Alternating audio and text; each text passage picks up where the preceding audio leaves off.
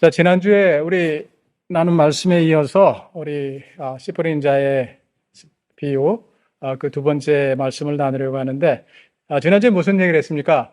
열매 맺는 땅이 무엇인지를 설명하면서 우리가 가수다, 우리가 좋은 땅이다, 이런 얘기를 나눴고, 그런 확신 속에서 우리 찬양하신 것처럼 굳건한 반석, 바로 은혜예요. 그것이. 그리고 예수님이십니다. 그 반석 위에서 살아야 한다라고 이런 얘기를 했어요. 이걸 이제 좀 더 구체적으로 아마 그 내비게이터 선교회라는 이름을 들어보셨을 텐데 1960년대 만들어졌고, 이분들이 성경 꼬부 교재를 기가 막히게 잘 만들어요. 이분들이 만든 교재 중에 나왔던 그 내용인데, 그리스도인이 가져야 하는 5가지 확신, 이걸 통해서 우리가 가져야 하는 확신, 지난주에는 우리가 좋은 땅이다, 그러니까 이 확신 가져야 된다라고만 말씀을 드렸는데, 그 확신을 좀 더 구체적으로 설명을 드려보는 것으로 오늘 말씀을 시작하려고 하는데, 첫 번째가 뭐냐면 당연히 뭐겠어요? 구원의 확신, 이거죠. 우리 성경 말씀에 요한일서에 나오는 말씀인데, 또 증거는 이것이니 하나님의 우리에게 영생을 주신 것과 이 영생이 그의 아들 안에 있는 그것이니라. 아들이 있는 자에게는 생명이 있고 아들이 없는 자에게는 생명이 없느니라. 굉장히 중요한 말씀이죠. 우리 예수 믿어야 한다는 거예요. 예수를 우리 마음속에 모셔야 한다라고 하는 것. 근데 우리가 좀 상당히 주의해야 될 부분이 있는데, 여러분, 천국 그러면 어떤 생각이 드십니까? 영생 그러면 어떤 생각이 드세요? 우리 천국 그러면 자연스럽게 떠오르는 이미지가 죽으면 가는 세상, 그죠? 죽어야 가는 세상이에요. 천국 그러면. 찬송가를 뒤져봤어요. 천국이라는 단어가 대략 한 90번 정도 이렇게 나오는데, 그리고 천국과 동일한 개념인 하나님의 나라라는 단어가 우리 새 찬송가에 딱 2번 이렇게 쓰였더라고요. 근데 참으로 안타까운 점이 뭐냐면 이 둘이 다른 개념으로 쓰였다는 것. 그리고 학자들 중에 세대주의 학자들이 이런 얘기를 많이 하는데, 천국과 하나님의 나라는 다른 것이다, 이런 주장을 하시는 분들이 있어요. 근데 아닙니다. 하나예요. 왜 하나라고 생각하냐면 마태복음 19장에 보면 어떤 부자 청년이 찾아오죠. 그래서 예수님이 계명 지키라. 다 지켰습니다. 또 재산 많지 그거 팔아서 가난한 사람들에게 나눠주라. 그랬더니 이 청년이 어떻게 합니까? 재물이 많은 거로 근심하며 예수를 떠나갔다라고 이렇게 적고 있는데, 그때 하신 말씀이 뭐냐면 예수께서 제자들에게 이르시되 내가 진실로 너희에게 이르노니 부자는 천국에 들어가기가 어려우니라. 천국이란 단어를 쓰셨고, 바로 그 다음 절에서 다시 너희에게 말하노니 낙타가 바늘기로 들어가는 것이 부자가 하나님의 나라에 들어가는 것보다 쉬우니라. 그러니까 천국과 하나님의 나라는 동일한 것. 하나님의 나라는 무슨 뜻입니까? 천국은 사람들이 죽어서 가는 곳, 이렇게 생각하고 있는데 사실은 그게 아닌 거고, 비교적 새 찬송가에 나오는 하나님의 나라라는 개념은 굉장히 잘 썼어요. 하나님의 다스림을 받는 그 자리가 바로 하나님의 나라다라고 하는 것. 그래서 우리가 꼭 죽어야만 하나님의 나라를 경험하는 것이 아니라 이 땅을 살아가면서 우리가 하나님의 다스리심 속에서 살아갈 때 우리는 하나님 나라의 평강과 기쁨을 맛볼 수 있다라고 하는 것. 꼭 죽어서 가는 세상이 아닌 거죠. 그러니까 우리가 구원의 확신을 가진다라고 했을 때 어떤 의미겠습니까? 내가 죽으면 천국까지. 예, 가죠. 그거는 변함이 없습니다. 그런데 하나님의 나라, 천국을 이 땅을 살면서도 나는 누릴 수 있다. 이 확신 가지셔야 한다는 거예요. 자, 이것이 첫 번째고, 두 번째, 이분들이 뭘 꼽았냐면 기도 응답의 확신. 그래서 요한복음 16장 24절을 이분들이 근거로 대는데, 지금까지는 너희가 내 이름으로 아무것도 구하지 아니하였으나 구하라. 그리하면 받으리니 너희 기쁨이 충만하리라. 기도하면 하나님 응답하신다는 이런 약속이 담겨져 있는 귀한 말씀이죠. 근데 우리가 상당히 또 주의해야 될 게 뭐냐면, 우리가 하는 기도는 아주 상당히 많은 부분 이방인의 기도입니다. 뭐 부르짖어야 하나님이 들으실 줄 알고, 내가 강청을 해야 하나님이 들으실 줄 아는 것. 근데 기도가 그런 컨셉이 아니에요. 그건 다분히 이방 종교적인 컨셉일 뿐이고, 그래서 그분들은 지극정성을 가지고 날짜를 정해서 날마다 뭘 하면 자기들이 믿는 신이 무언가를 이루어 줄 것이라고 믿는 이런 거죠. 근데 우리가 가지고 있는 신앙에 의하면 기도는 뭡니까? 막달라 마리아에게 이렇게 말씀하셨어요. 내가 내 아버지 곧 너희 아버지께로 올라갈 것이다. 내가 내 아버지 곧 내 하나님 곧 너희 하나님께 올라갈 것이다 라고 하는 거예요. 예수님이 굉장히 놀라운 표현을 하신 거죠. 몇 주 전에 이제 누가 대독을 하셨는지 제가 녹음을 했는지 잘 기억은 안 나는데, 이 말씀에 의하면 우리의 릴레이션십이 새로워졌다는 것. 그저 하나님은 멀리 계신 분인 줄 알았고, 하나님은 나와 별로 상관이 없는, 내가 강청을 해야 혹은 내가 간절히 매달려야 내 기도 들으시는 분, 그런 분인 줄 알았는데 하나님이 어떤 분으로 바뀌었어요? 예수님께서 십자가에서 죽으시고 다시 사심으로 말미암아 무엇으로 바뀌셨어요? 하나님이 내 아버지가 되셨다는 것. 기도가 이겁니다. 내가 내 아버지께 나아가서 그 아버지와 대화하는 것. 이게 세상의 기도와 우리 믿는 사람의 기도가 다른 이유입니다. 내 제목만, 기도 제목만 쫙 뽑아가지고 하나님 들으십시오. 혹시 까먹으실까봐 어제 했던 기도 오늘도 외웁니다. 줄줄줄줄 해놓고는 예수 이름으로 기도했습니다. 끝. 이게 기도가 아니라 내 마음속에 있는 생각들, 그것이 좋은 것이든지 나쁜 것이든지, 하나님 내가 하루를 살다 보니까 이래서 나는 기뻤습니다. 이거 기도입니다. 그죠? 내가 하루를 살다가 이런 일 때문에 마음이 무지하게 상했고, 내가 만난 이 문제 때문에 내가 근심 걱정이 너무 많이 됩니다. 하나님 앞에 그렇게 아뢰는 것. 중요한 사실이 뭐냐면, 우리가 그냥 이렇게 아뢰기만 하면 하나님은 잘 이해 못 하실 것 같지요? 아니죠. 아버지 되시는, 그냥 아버지가 아니라 좋은 아버지 되시는, 퍼펙트한 아버지 되시는 이 하나님은 내가 한 모든 말을 기억하셨다가 하나님의 때에, 내 때가 아니에요. 그죠? 하나님의 때에 하나님의 방법으로 반드시 응답하신다. 우리에게 이런 확신이 있어야 된다는 것. 이게 두 번째고, 세 번째가 뭐냐면 승리의 확신. 지난주에 나눴던 말씀하고 조금 연결되는 건데, 근거로 이분들이 고린도전서 10장 13절을 꼽았어요. 사람이 감당할 시험 받기는 너희에게 당한 것이 없나니. 이게 무슨 뜻이라 그랬습니까? 인생을 살면서 남들이 겪는 것, 예수를 믿던 안 믿던 모든 사람이 겪는 어려움을 나도 겪는다라는 거예요. 그죠? 이런 얘기를 했는데, 일부 계속해서 아니 감당할 시험 받기는 하나님이 주시지 않아 라고 주장하시는 분들이 그 다음에 나오는 표현 가지고 시비를 걸죠. 오직 하나님은 미쁘사 너희가 감당치 못할 시험 당함을 허락지 아니하시고. 봐라, 성경에 써 있지 않느냐. 감당치 못할 시험 외에는 우리에게 주시지 않는다. 이렇게 이해를 하는데 이게 잘못된 거죠. 완전히 잘못된 거죠. 왜 잘못됐냐면, 사람이 겪는 모든 시험들, 다른 사람이 겪는 것 너도 겪는다, 예수를 믿어도. 이렇게 말씀하신 하나님이 바로 뒤이어서 너희가 감당치 못할 시험 당함을 허락지 아니하신다라고 이렇게 말씀하셨을 때 이게 무슨 뜻이 될까요? 네가 겪는 모든 어려움 내가 감당할 수 있게 해주시겠다는 이 뜻 아니겠습니까?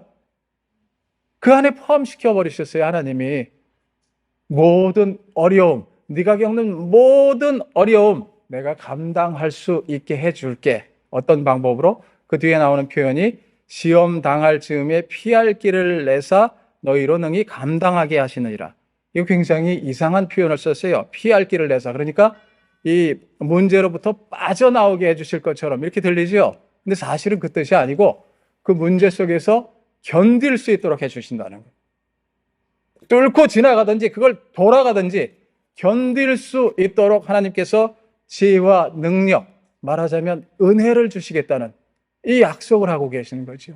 이 확신이 우리에게 있어야 한다 하는 이런 얘기를 세 번째로 꼽고 있고, 네 번째가 뭐냐면 사죄의 확신. 하나님이 용서하시는 하나님이신 것, 아버지신 것을 우리가 확신해야 된다. 왜 그렇습니까? 우리가 사는 세상이 어때요? 예수 믿었더니 내 삶 속에 문제가 없어졌다. 오늘 나눌 말씀하고 굉장히 밀접한 연관이 있는데, 원수마귀가 나를 더 이상 괴롭히지 않고 세상의 환난 풍파가 내게 미치지 않고 내 육신은 내 안에서 더 이상 작동하지 않고 나는 언제나 새 사람의 모드로 살아가기 때문에 내 삶에는 전혀 문제가 없고 나는 실족하거나 넘어지거나 범죄할 일이 없다. 이러면 얼마나 좋겠습니까?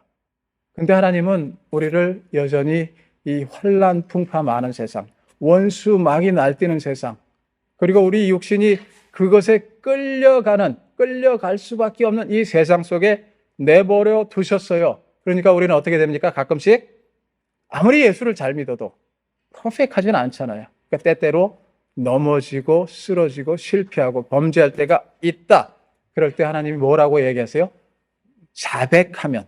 만일 우리가 우리 죄를 자백하면, 자백이란 말이 무슨 뜻이냐면은 이제 회개하고는 살짝 다른데, 호몰로게오라는 이 헬라어 단어가 쓰였어요. 이 단어의 의미가 뭐냐면 똑같은 것을 말하다. 이 사람이 말하는 것과 이 사람이 말하는 게 똑같을 때 호몰로게오라는 이런 단어를 쓰는데, 자, 우리 성경 말씀을 보니까 내가 범죄를 했어요. 나는 잘 깨닫지 못했거나 혹은 의식하고 있지만 하나님 앞에 미처 자백하지 못한 무언가가 있어요. 근데 말씀을 묵상하다 보니까 하나님이 그건 잘못된 거야.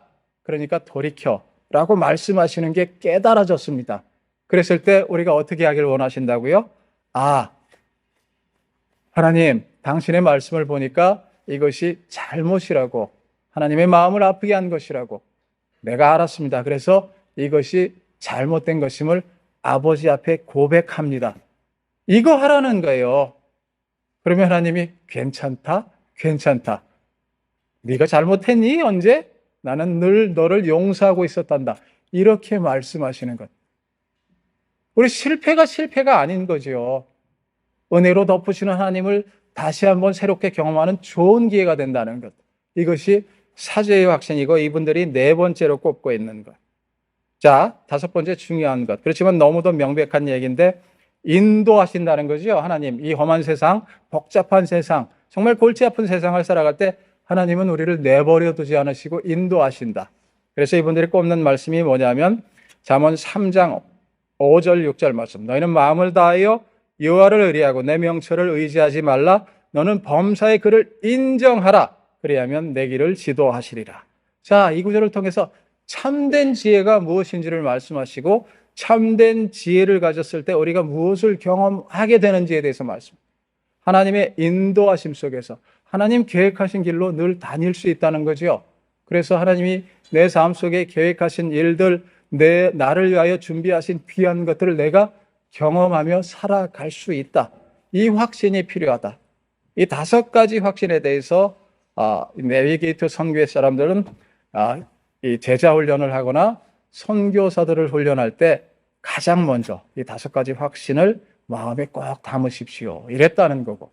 제가 보기에는 우리가 좋은 땅이다, 나는 좋은 땅이다 라고 외쳤을 때 그냥 좋은 땅이기만 한 것이 아니라 그것을 쪼개보니까 이렇게 다섯 가지, 물론 다섯 가지가 아닐 수도 있어요. 또 다른 종류의 확신을 성경이 말씀하고 있는데 이분들은 이 다섯 가지를 꼽았다 이런 얘기인데, 자, 왜 이런 얘기로 오늘 말씀을 시작하는지, 안 그래도 시간이 없어 죽겠는데 이 말씀으로 시작하는 이유가 뭔지 이제 말씀을 나누면서 알게 되실 건데, 자, 이 시간에는 이런 얘기를 하려고 해요. 이 비유를 통해서 주님이 무엇을 말씀하고 계신 것일까? 왜 이걸 나누려고 하냐면 지난주에는 어디에 초점을 맞췄어요? 좋은 땅이 뭘까라는 걸 거기에 초점을 맞춰서 생각했기 때문에 전체적으로는 우리가 그림을 별로 그릴 찬스가 없었기 때문에 이걸 다 합쳐서 씨 뿌리는 자의 비유 전체를 다 살펴볼 필요가 있습니다. 그래야 주님께서 말씀하신 이 씨 뿌리는 자의 의미, 의도를 우리가 알 수 있게 되기 때문에. 자, 주님께서는 어떻게까지 말씀하셨냐면은 똑같은 씨 뿌리는 자의 비유를 마가복음을 통해서 마가로 하여금 적게 하셨을 때 이렇게까지 말씀하셨다고 이제 알게 되는데, 또 이르시되 너희가 이 비유를 알지 못할진데 어떻게 모든 비유를 알겠느냐라고 하는, 이 씨 뿌리는 자의 비유가 시작이고 열쇠라는 거예요. 이거를 못 알아먹으면 나머지 비유가 뭐에 관한 거냐면 하나님의 나라 혹은 천국에 관한 건데 너희가 어찌 알아먹겠느냐. 씨 뿌리는 자의 비유의 의미를 반드시 알아야만 한다라고 하는 것. 자, 이 말씀을 좀 더 확장해서 표현하자면 이런 얘기가 될 수 있어요. 이 씨 뿌리는 자의 비유를 알지 못하면, 이 씨 뿌리는 자의 비유의 의미를 정확히 참 의미를 캐치하지 못한다면 우린 성경 전체 메시지를 못 알아먹고 있다. 이런 얘기까지도 할 수 있게 된다는 거예요. 자, 그래서 이 시간에는 두 가지의 초점을 맞춰서 충분히 시간이 주어지지는 않았지만 두 가지의 초점을 맞춰서 말씀을 나눠보려고 하는데, 첫째, 이 비유, 씨 뿌리는 자의 비유가 정말로 무엇인지 한번 파헤쳐 보자는 거고, 두 번째는 왜 하나님께서, 우리가 이런 궁금증을 가지잖아요. 왜 30배, 60배, 100배, 열매가 좋은 땅이니까 뿌려져서 열매 맺었다라고 말씀하시지 않고 100배, 60배, 30배, 혹은 반대로 30배, 60배, 100배, 그 누가복음 보면 그냥 100배라고만 이렇게 나와 있는데, 어쨌거나 이렇게 뭔가 좀 더 크게 경험할 수 있는 이 열매에 대해서 말씀하시는 것일까? 근데 그렇게 말씀하시면서 좀 전에 제가 말씀드렸던 것처럼 차라리 우리를 보다 나은 환경, 말하자면 길가 같지 않고 돌밭 같지 않고 가시덤불 같지 않은 환경, 이런 것들이 없는 환경으로 만들어 주시면, 우리 이런 바람이 있잖아요, 사실은. 그러면 내가 더 많이 열매 맺을 것 같은데 왜 그렇게 하시지 않고 여전히 우리 이 환난 많고 풍파 많은 세상 속에서 힘들게 살도록 내버려 두신 것일까라고 하는 해답도 우리가 여기서 찾으려고, 이 시간에 그것도 찾아보려고 하는 거예요. 자, 우리 우선 첫 번째 것부터 대답을 해보자고요. 해답을 찾아보자고요. 간략하게 살펴봐야 될 것 같은데 시간 때문에. 우선 19절, 본문 19절을 보세요. 뭐가 나오는지. 아무나 천국 말씀을 듣고 깨닫지 못할 때에는 악한 자가 와서 그 마음에 뿌려진 것을 빼앗나니 이는 곧 길가에 뿌려진 자요. 자, 같은 내용을 적고 있는 누가복음 8장 12절을 보니까 이렇게 적고 있어요. 길가에 있다는 것은 말씀을 들은 자니 이에 마귀가 가서 그들의 믿어 구원을 얻지 못하게 하려고 말씀을 그 마음에서 빼앗는 것이요. 원수 마귀가 날뛰어서 아주 누가는 명확하게 적고 있죠. 구원 얻지 못하게 하려고. 좋은 땅 되지 못하게 하려고 마귀가 날뛴다라는 얘기. 누가 등장합니까? 첫 번째 등장인물, 원수 마귀. 그죠? 자, 이렇게만 관찰을 하고 그 다음 부분을 보면 20절, 21절 눈으로 한번 보세요. 또 다른 것이 등장해요. 인물이 아니고 어떻게 보면 배경이라고도 말할 수 있는데, 돌밭에 뿌려졌다는 것은 말씀을 듣고 즉시 기쁨으로 받되 그 속에 뿌리가 없어 잠시 견디다가 말씀으로 말미암아 환난이나 박해가 일어날 때에는 곧 넘어지는 자요. 자, 환난, 박해 얘기가 나오죠. 이게 뭡니까? 어디로부터 오는 거예요? 환난과 박해는 내 안에서 일어나는 일입니까? 세상으로부터 오는 거죠. 그죠? 세상이 예수 믿는 거 되게 싫어해요. 원수마귀가 세상을 이렇게 조종을 해가지고 예수 못 믿도록 사람들을 괴롭힌다라는 얘기를 성경은 지금 하고 있는 거죠. 두 번째 등장 인물은 아니고 배경 뭐예요? 첫 번째는 원수마귀, 두 번째는 세상. 그죠? 이게 기억하시면 좋을 것 같아요. 그리고 22절을 보니까 또 다른 등장 인물이 나와요. 가시떨기에 뿌려졌다는 것은 말씀을 들으나 세상의 염려와 재물의 유혹에 말씀이 막혀 결실하지 못하는 자요. 누가복음을 보니까 재물의 염려 나오고, 세상의 염려 나오고, 재물의 유혹 나오고, 그 다음에 뭐가 보태지냐면 향락. 그냥 나 혼자 그죠? 쾌락을 누리며 즐거움을 누리며 살다가 죽지 뭐 하는 이런 것, 이것이 보태져요. 자, 무엇에 대해서 얘기하고 있는 구절입니까? 지금 22절은. 이건 어디서 비롯되는 겁니까? 세상의 염려, 세상의 유혹, 그리고 향락을 쫓으려고 하는 마음이죠. 우리입니다. 우리. 예수 믿기 전에 우리. 성경은 그걸 육신, 육체 혹은 옛사람이라고 이렇게 표현하고 있어요. 자, 그러니까 여기 등장하는 인물 혹은 배경이 뭐예요? 딱 세 가지예요. 예수님이 열매 맺지 못하는 땅에 대해서 말씀하시면 딱 요 세 가지만 꼽았어요. 원수마귀, 세상, 그리고 우리의 옛사람 혹은 육신. 중요한 사실이 뭐냐면 이 셋이 각기 따로 노는 것이 아니에요. 우리 이 말씀을 생각하면서 많은 사람들이 요건 요래서 열매 맺지 못하니까 요렇게 고치자. 요건 요래서 그러니까 요건 요렇게 고치자. 별개로 생각하는데 요 셋, 원수마귀, 세상, 육신, 요게 똘똘 뭉쳐서 시스템이 돼가지고 세상으로 하여금 구원을 얻지 못하게, 하나님의 복음이 들어가지 못하게 이렇게 역사하고 있다라고 예수님께서 지금 그 얘기를 하고 계신 겁니다. 자, 우리 고린도후서 4장 4절을 보니까 굉장히 중요한 것, 여기 등장인물이 혹은 등장 배경이 그대로 나오는데, 그 중에 이 세상의 신이, 세상의 풍조를 좌지우지하는 신, 누굽니까? 원수 마귀죠. 원수 마귀가 세상을 이용해서 믿지 않은 자들의 마음을 혼미하게 하여 그리스도의 영광의 복음의 광채가 비치지 못하게 함이니, 이렇게 얘기하고 있어요. 누가 배경에 있다는 거예요? 원수 마귀. 그런데 원수 마귀가 무엇을 이용해? 세상의 풍조를 이용해서 또한 우리의 옛사람의 속성, 내가 중심이 돼서 내가 판단하고 내 스스로 내 삶의 주인이 돼서 생각하려는, 그러니까 나밖에 모르는 이런 마음을 이용해서 결국 무엇을 이룬다고요? 그리스도의 영광의 광채, 복음이 들어가지 못하도록 이렇게 역사한다는 것. 예수님이 지금 이 얘기하고 계신 겁니다. 그러다가 우리가 23절을 보게 되면 23절, 느닷없이 좋은 땅 얘기가 나와요. 좋은 땅에 뿌려졌다는 것은 말씀을 듣고 깨닫는 자니 결실하여 어떤 것은 100배, 어떤 것은 60배, 어떤 것은 30배가 되느니라 하시더라 라고.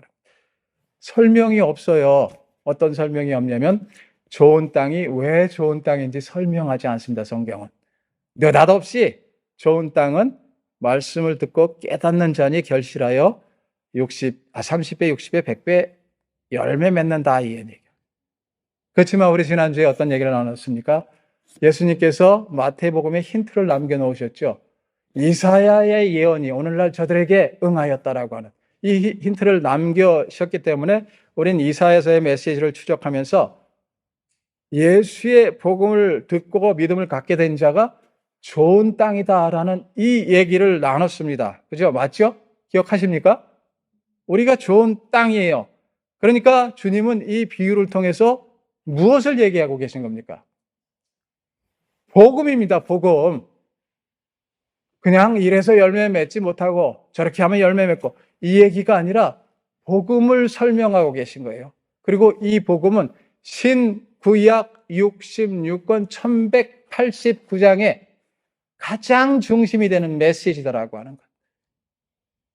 자, 이 복음을 로마서 3장 23절, 24절을 보니까 딱 이렇게 요약하고 있는데, 이게 씨 뿌리는 자의 의미이기도 하고 성경 전체의 메시지이기도 해요. 모든 사람이 죄를 범하였음에 하나님의 영광에 이르지 못하더니, 복음의 그리스도의 광채가 그 안으로 들어가지 못하도록 방해놨다는 거예요. 죄를 범하였음에. 원수 마귀가 아담과 하와를 꼬셔서 범죄하게 만들고 그 후손들은, 그 이후에 태어난 모든 자들이 죄의 영향을 받는 사람들이 되었고, 원수 마귀가 또 어떤 짓을 했어요? 세상의 신처럼 날뛰면서 폭력적인 문화, 남보다 더 힘을 가지면 네가 더 잘 살 수 있다라는 이 소위 바벨 탑의 문화를 만들어서 퍼쳤다는 거죠. 그래서 그 문화가 계속 이어져서 모든 사람이 길가 같은 밭이 되어버렸고, 돌밭 같은 밭이 되어버렸고, 가시떨기 같은 그런 밭이 되었다는 거예요. 남 얘기가 아닙니다. 우리가 그랬다는 거예요. 우리가 그런 상태였다라고 하는 것. 그런데 어떤 일이 벌어졌습니까? 반전이 벌어지고, 느닷없이, 아까 제가 느닷없이 좋은 땅 얘기가 나왔다라고 이렇게 말씀을 드렸는데, 느닷없이. 그런데 하나님은 때가 되매 예수를 보내셨죠. 그래서 로마서 3장 24절을 보니까 영광에 이르지 못하더니, 그래서 24절로 이어져서 그리스도 예수 안에 있는 성령으로 말미암아 하나님의 은혜로 값없이 의롭다 하심을 얻은 자 되었느니라. 이게 성경의 메시지입니다. 성경은 이 얘기만 하고 있어요. 창세기 3장, 처음 2장 빼고, 거기는 범죄함이 없었기 때문에 2장 빼고, 요한계시록 20장까지, 나머지 뒤에 2장이 더 나오는데 이 2장은 빠져요. 왜냐하면 새하늘 새 땅으로 바뀌어 있기 때문에 거기도 죄가 없습니다. 원수 마귀가 존재하지 않는 세상이 되고, 성경 처음부터 끝까지 성경이 말하고 있는 것들 다 종합해서 한 줄로 표현하자면, 한 줄은 아니죠. 두 절로 표현하자면, 모든 사람이 죄를 범하였음에 하나님의 영광에 이르지 못하더니 그리스도 예수 안에 있는 성령으로 말미암아 하나님의 은혜로 값없이 의롭다 하심을 얻은 자 되었느니라. 남 얘기하고 있는 게 아닙니다. 내가 그런 은혜를 입은 존재하다라고 하는 것. 내가 열매 맺지 못하는 죽은 자처럼 살았던 그런 죽은 자였는데 예수께서 찾아오셔서 그런 나의 상태를 뒤집어 엎으셨고, 그래서 불가능함, 무기력함의 그런 땅이 옥토가 되도록 나를 바꾸셨다는 이 얘기를 지금 씨 뿌리는 자의 비유를 통해서 말씀하고 있어요. 우리는 이걸 뭐라고 부릅니까? 구원이라고 부르죠. 그죠? 그리고 말씀드렸던 것처럼 이 구원은 여러 가지 얼굴을 가지고 있어요. 그러니까 우리가 얻은 이 구원에 대해서 우리는 확신을 가져야 하고 가질 수 있게 된다라고 하는 것. 그 확신 속에서 굳건한 반석이신 예수, 우리에게 은혜를 베푸신 그 예수 위에 우리의 삶을 세워야 한다라고, 바로 이 얘기를 하고 있는 것이 이 씨 뿌리는 자의 비유의 의미이고, 이것이 곧 복음이고, 이것이 곧 성경 전체 메시지고, 그리고 이것이 바로 예수 그리스도의 복음, 우리에게 적용된 복음, 우리가 세상을 향해서 우리 삶을 통해서 외쳐야 하는, 보여줘야 하는 그런 복음이라는 이런 말씀이에요. 자, 제가 적용거리는 달리 말씀드리지 않을 겁니다. 왜냐하면 너무도 명확하기 때문에. 우리 은혜를 붙들고 사는 사람이 되어야 한다는 것. 언제나 그 자리로 돌아가야 한다는 것. 그래서 은혜를 회복할 때 우리 하나님은 여전히 우리를 좋은 땅으로 여기시고 우리 삶에 열매가 있을 수 있도록, 그래서 내 삶이 하나님의 나라를 경험하며 살아갈 수 있는 이런 삶으로 바꿔주신다라고 하는 이 귀한 사실을 우리 기억해야 한다는 거죠. 자, 이제 제가 이것이 성경 전체의 메시지다라고 말씀을 드렸는데 어쩌면 잘 이해가 안 되셨을 수도 있고 잘 설득 안 당하셨을 수도 있는데, 제가 예를 하나 들어볼게요. 에베소서 2장 1절부터 10절까지의 말씀을 보면서 이 얘기랑 씨 뿌리는 자의 비유랑 뭐가 다릅니까? 이 질문을 던질 텐데, 자, 에베소서 2장을 한번 성경을 펼치시면 좋겠어요. 눈으로 보시면서 제가 잠시 나누려고 하는 이 말씀을 들어보셨으면 좋겠는데, 2장 1절이 어떻게 시작이 되냐면, 그는 허물과 죄로 죽었던 너희를 살리셨도다. 이것은 앞으로 할 얘기의 요약입니다. 씨 뿌리는 자의 비유와 동일한 얘기를 하고 있다라는 말씀만 드리면서 이제 설명을 하자면, 죄와 허물로 죽었던 너희. 죽었으니까 열매 맺을 수 있습니까? 없습니까? 없죠. 자, 우리 죽음을 뭐라고 생각하냐면, 우리 육체의 호흡이 끊어지는 순간을 죽음을 맞이하는 순간으로 생각하고 그 이유를 죽었다라고 이렇게 표현하죠. 근데 성경의 아이디어는 그렇지 않습니다. 하나님께서 아담과 하와에게 이렇게 말씀하셨어요. 내가 이것을 먹는 날에는 정령 죽으리라. 먹었어요. 근데 안 죽었잖아요. 그러니까 안 죽었다라고 생각하기 쉬운데 무슨 문제가 생겼습니까? 그때부터 하나님과 교제가 단절이 돼버렸죠. 그렇죠? 하나님이 찾아가시기 전엔 절대 하나님 앞에 설 수 없는 이런 불쌍한 존재로 바뀌었어요. 성경은 이것을 죽음이라고 얘기합니다. 지금 에베소서 2장 1절에서 허물과 죄로 죽었던 너희라고 말씀할 때 우리 육신이 죽었다는 얘기를 하고 있는 것이 아니라 하나님과의 교제가 막혀서 하나님의 존재를 알 수도 없고 알지도 못하며 살았다라고 하는 것.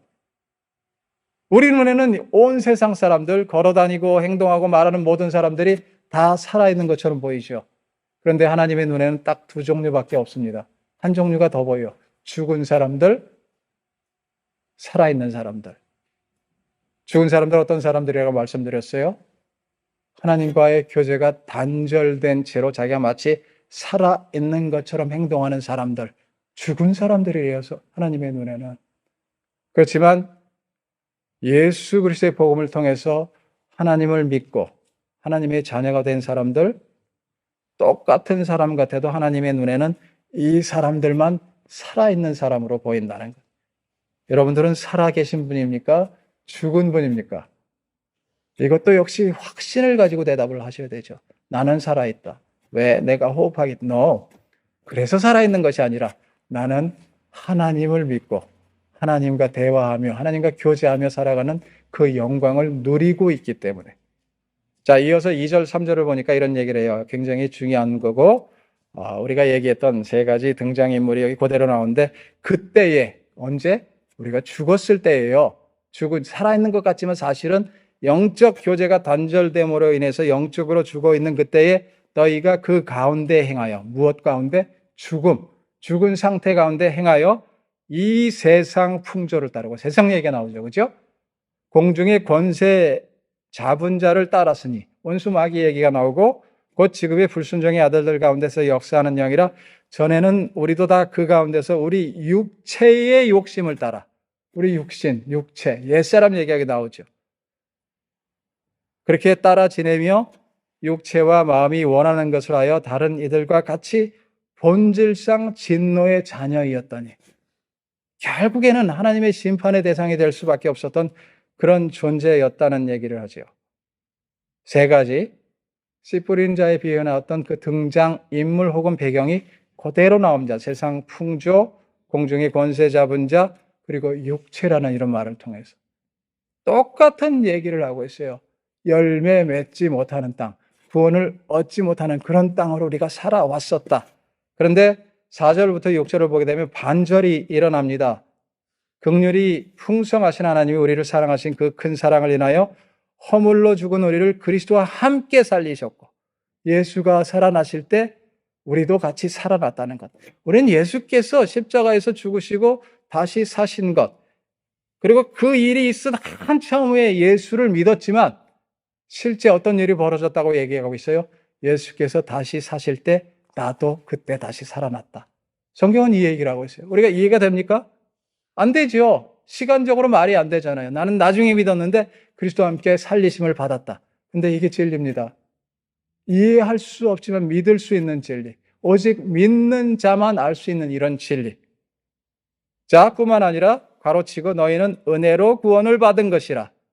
우리가 아무것도 한 일이 없다는 거예요. 그저 우린 죽은 땅이었을 뿐인데 예수께서 찾아오셨고 성령으로 우리 마음을 여셔서 믿게 하셨다는 이 얘기를 하고 있고, 또 6절을 보니까 또 함께 일으키사 그리스도 예수 안에서 함께 하늘에 앉히셨다. 완료형입니다.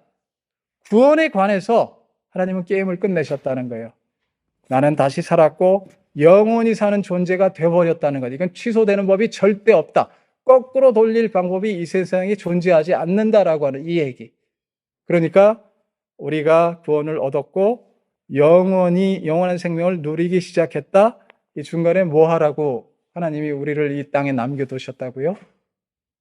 잠시 후에 이제 해답이 되는데, 중요한 사실은 하나님의 은혜로 값없이 의롭다 하심을 얻은 자, 그래서 결국 열매 맺는 자가 되었다라고 하는 것. 자, 우리 씨 뿌리는 자의 비유와 이 얘기가 다른 얘기입니까? 너무나 놀랍게 똑같죠? 성경 전체 메시지가 이렇게 흘러가는 겁니다. 그래서 우리 원수마귀, 우리의 원수, 세상, 우리의 원수, 우리의 육신, 이 싸움에서 우리는 이기게 되었고 앞으로도 이길 수 있는 존재가 되었다. 그러므로 어떻게 하라고요? 하나님의 은혜를 회복하는 자가 되라는 거죠. 그 은혜 위에서라는 거예요. 그 은혜를 구하라는 겁니다. 그래서 세상을 이기는 자, 그래서 점점 더 풍성한 열매를 맺어가는 그런 존재가 되라라고 하나님은 오늘 씨 뿌리는 자의 비유와 에베소서 2장 1절부터 10절까지의 말씀, 아니 성경 전체의 말씀을 통해서 은혜 가운데 살아가는 자가 되라라고 이렇게 말씀하고 계신다는 것. 우리 한번 생각해 보셨으면 좋겠어요. 우리가 얼마나 하나님께서 은혜로 나를 구원하셨다는 이 사실을 기뻐하며 감격하면서 살고 있는지. 우리 가끔씩 이런 기도를 하죠. 하나님, 내가 구원의 감격을 잃어버렸습니다. 되찾게 해주십시오. 이 기도 참으로 귀한 겁니다. 그것이 우리에게 삶의 에너지를 주는 소스가 돼야 되고 거기서 에너지를 얻어야 되고 그렇게 살아갈 수 있을 때 우리는 이 힘든 세상 속에서 하나님의 나라의 평강과 기쁨을 맛보게 되고 주님께서 약속하신 30배, 60배, 100배 이게 왜 이렇게 차등적인 숫자가 나오는가 하면 똑같은 구원을 얻은 삶이어도 그 구원의 감격을 누리는 크기가 다르다는 거고, 하나님께서 나를 통해서 역사하시는, 일하시는, 그래서 내 주변으로 복음이 퍼져나가는 이 하나님의 일하심의 손길의 크기가 달라질 수 있기 때문에 성경은 이것을 차등적으로 30배, 60배, 100배라고 이렇게 말씀하고 있다는 것. 그러므로 우리가 해야 하는 일, 은혜를 기억하는 일이죠. 은혜를 회복하고 늘 이 은혜에 감사하는 것. 이런 삶을 사는 자가 되기를 하나님께서 바라신다라고 하는 것. 자, 이제 첫 번째 두 가지 얘기한다고 했는데 첫 번째 얘기를 이제서야 겨우 마쳤는데, 두 번째 얘기. 왜 하나님은 우리를 이 세상에 그대로 내버려 두신 것일까? 이런 것들을 다 제해버리시거나 아예 하나님 나라로 데려가 버리시면 깔끔하지 않습니까? 그죠?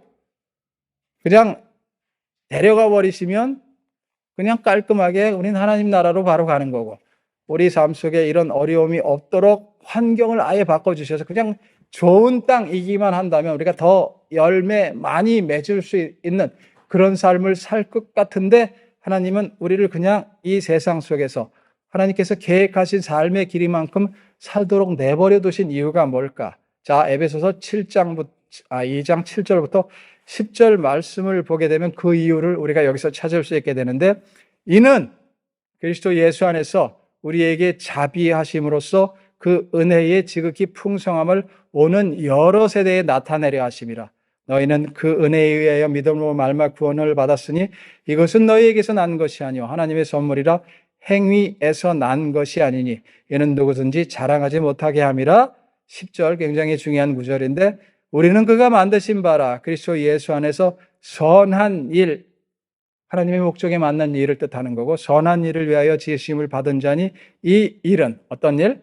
하나님이 계획하신 것. 창세전에 우리에게 목적을 두셨다. 이 계획은 하나님이 전에 예비하사 우리도 그 가운데서 행하게. 그 가운데가 뭐죠? 좋은 땅 되게 하신, 갑자기 우리 인생에 개입하셔서 우리로 하여금 좋은 땅 되게 하신 하나님의 그 은혜 가운데서 행하게 하려 하심이라라고 하는 것. 우리를 이 땅에 내버려 두신 게 버리셨다는 그런 의미가 아니라 이 땅에 계속 살도록 그대로 두신 이유가 뭐냐면, 우리 삶이 세상을 향한 메시지가 되기를 원하신다는 것. 어떤 메시지? 하나님은 은혜로우시다. 열매 맺지 못하는 땅을 열매 맺는 좋은 땅으로 바꾸신다라는 이 메시지를 전하는 그런 도구로 삼으시도록, 그런 일을 할 수 있도록 하나님께서는 우리를 이 땅에 남겨두셨다는 것. 동일한 얘기를 로마서 우리가 여러 번 반복한 그런 말씀인데 8장 28절부터 30절에서 바울이 이렇게 얘기를 하잖아요.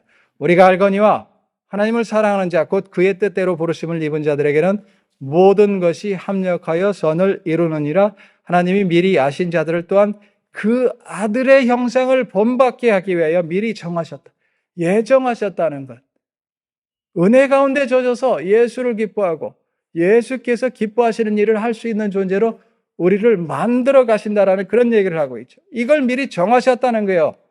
이는 그로 많은 형제 중에서 맏아들이 되게 하려 하심이라. 또 미리 정하신 그들을 부르시고 부르신 그들을 의롭다 하시고 구원하셨고 의롭다 하신 그들을 영화롭게 하셨느니라. 그리스도와 함께 하늘 보좌에 앉히셨다라는 얘기, 동일한 얘기를 하고 있어요.